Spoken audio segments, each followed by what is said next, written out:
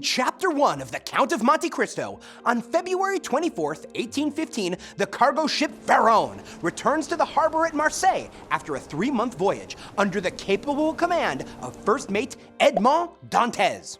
The ship's owner, Monsieur Morel, comes aboard.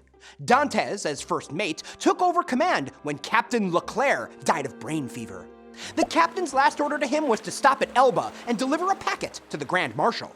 Morel speaks with Danglars, the supercargo, or business manager. Danglars hates Dantès, but Morel intends to promote Dantès to captain. In Chapter 2 of the Count of Monte Cristo, now ashore, Dantès rushes to see his father, who looks frail and ill. Before he left on his voyage, Dantès had given his father money, but their neighbor, Caderousse, demanded that his father repay a debt Dantès owed. Dantès immediately makes sure that his destitute father is taken care of. Caderousse greets Dantès with fake enthusiasm and advises Dantès to rush to see his fiancée, Mercedes, implying that she has other suitors. Caderousse meets up with Danglars.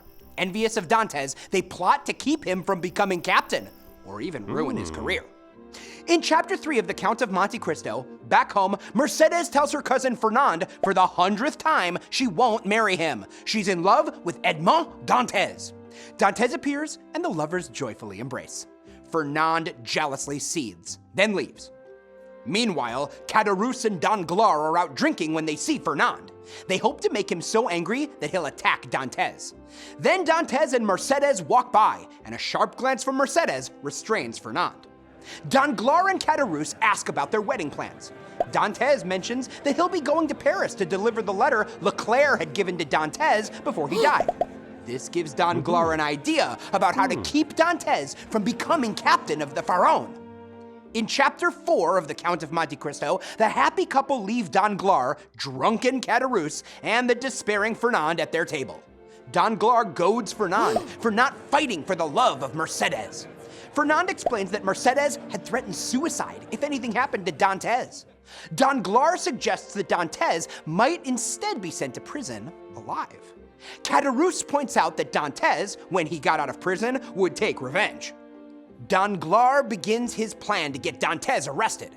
Disguising his writing, he writes an anonymous letter to the crown prosecutor, denouncing Dantès as an agent of Napoleon Bonaparte. The proof of his guilt, he writes, is a letter that Dantès has on him, which he plans to deliver to Paris. Then, Danglars crumples it up and tosses it on the ground, saying it was just a joke. Caderousse, who's really drunk, says Dantès is his friend and approves of throwing the letter away. Danglars and Caderousse leave together, but Fernand lingers, picks up the letter, pockets it, and heads off toward town.